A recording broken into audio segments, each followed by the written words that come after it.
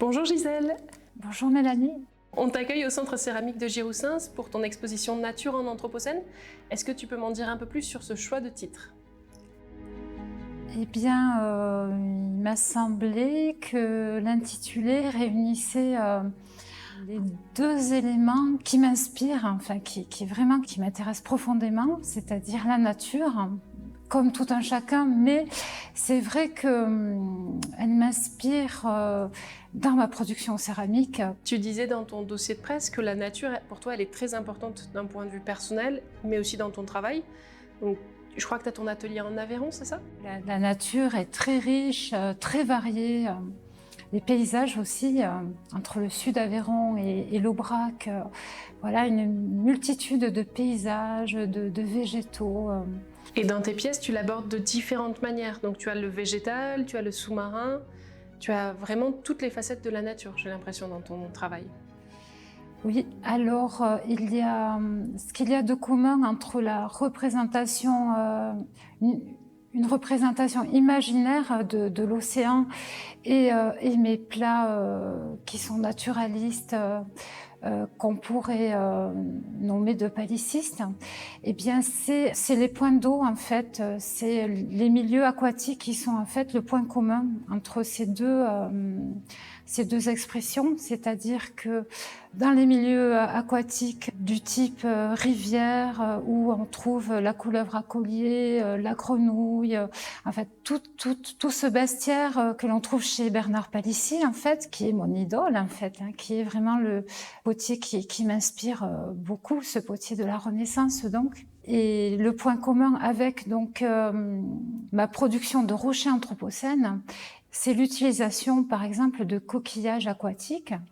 Alors les gens sont parfois étonnés quand ils remarquent des coquillages dans les plats palicistes. Alors effectivement, il y a des coquillages qui n'ont rien à faire en fait dans ce paysage des étangs ou des rivières, mais il y a aussi tout de même des coquillages qui sont des mollusques d'eau douce que l'on trouve encore dans nos étangs aveyronnais, entre autres.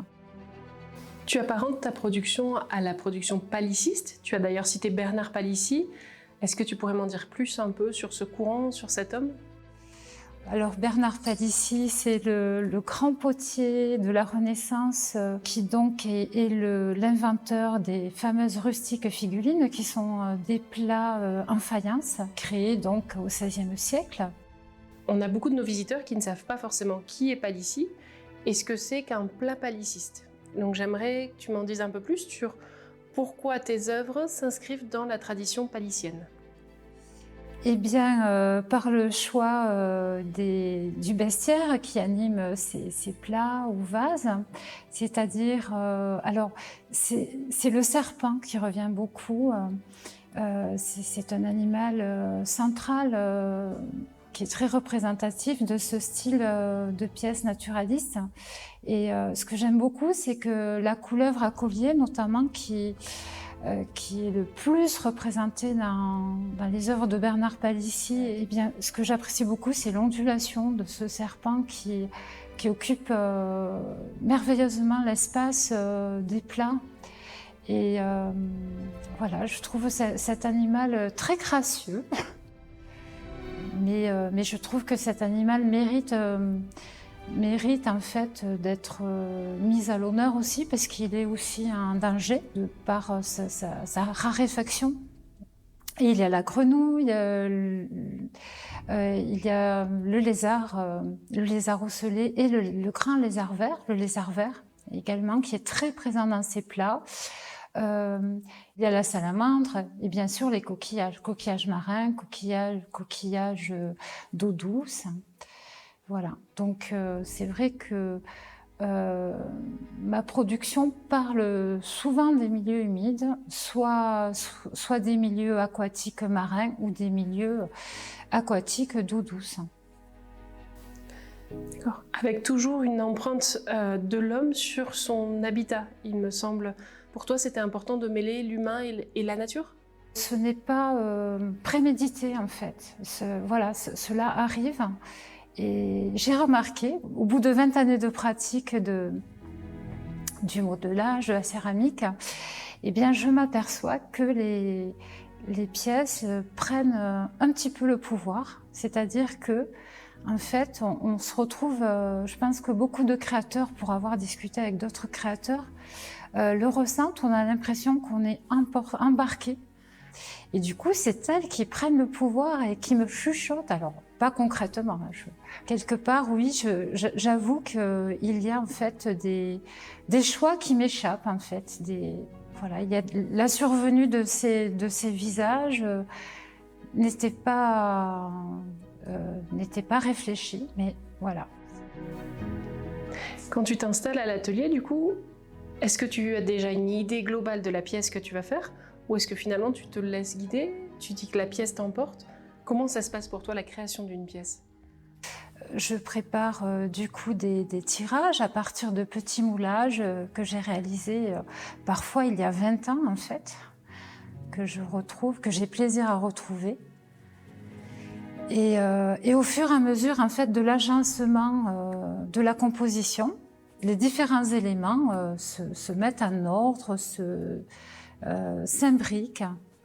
Et je laisse volontiers en fait libre cours au hasard, même aussi dans l'émaillage, même si dans l'émaillage c'est vrai que avec la faïence, la teinte n'est pas rigoureusement en fait formelle. Je crée tout de même la plupart de mes émaux avec des oxydes dans des couvertes transparentes.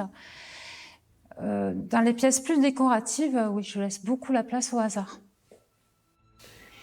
Donc du coup, tes pièces, ce sont des assemblages d'éléments que tu moules, que tu crées et que tu viens assembler et modeler entre eux? Oui, voilà, tout à fait. Oui. Alors, par contre, c'est vrai que le travail sur les formes telles que les rochers ou bien les vases n'est pas le même que sur les plats. Le travail de modelage et de façonnage des animaux demande beaucoup plus en fait, beaucoup plus d'attention, de maîtrise aussi. Il y a donc la nécessité de remodeler en fait le dessous de l'animal. Donc il va falloir refaçonner l'ensemble de l'animal et puis lui redonner une attitude, en fait, un mouvement. Et voilà, donc en fait, c'est deux approches différentes au niveau du modelage. Qui demandent une sacrée connaissance du coup du milieu qui t'entoure et du milieu que tu représentes? Alors, il y a une part d'observation, mais il y a surtout beaucoup d'imaginaire. Et je pense que l'humain a tout de même une intuition en fait de la nature qui l'entoure. Je pense qu'il y a, par exemple, ce qui me fait dire ça, qu'on a en fait cette intuition-là de comment évolue la nature autour de nous. Le nid de couleuvre, en fait, lorsque je l'ai créé, je n'avais jamais vu de nid de couleuvre et des amis, des collectionneurs m'ont envoyé en fait des photos d'un nid de couleuvre et c'était troublant parce que c'était vraiment, c'était très proche en fait. Est-ce qu'il y a une pièce dont tu aimerais me parler dans cette exposition en particulier? Oui, alors la tête de veau qui est assez représentative en fait de ma démarche. Donc c'est un moulage en 3 parties, donc il y a cette technicité et donc c'est une terrine, c'est-à-dire que en fait elle nous parle de la table, du repas, du banquet et elle nous parle aussi de la tradition des terrines en trompe-l'œil qui me sont très chères. C'est une technique qui remonte au XVIIIe siècle. Donc, ce sont des terrines animalières, zoomorphes donc. Et ici, c'est une tête de veau avec un émail bleu à la bougie. Alors, cet émail, en fait, est inspiré du XVIIe siècle. C'est l'émail à la bougie de Nevers. Et que j'ai redécouvert récemment en visitant un musée à Nevers. La pièce n'est pas que décorative et n'est pas que en fait le fruit d'une continuité, d'une tradition. Vraiment, ce que je souhaiterais en fait, c'est qu'elle illustre en fait peut-être une émotion qu'on ressent, qu'on ne peut pas toujours exprimer avec des mots. Mais voilà, si ces émotions peuvent faire leur chemin et se communiquer, c'est bien. Voilà. Tu nous as parlé tout à l'heure de modelage. Est-ce que tu pourrais m'en dire un peu plus sur la technique que tu utilises pour modeler les animaux?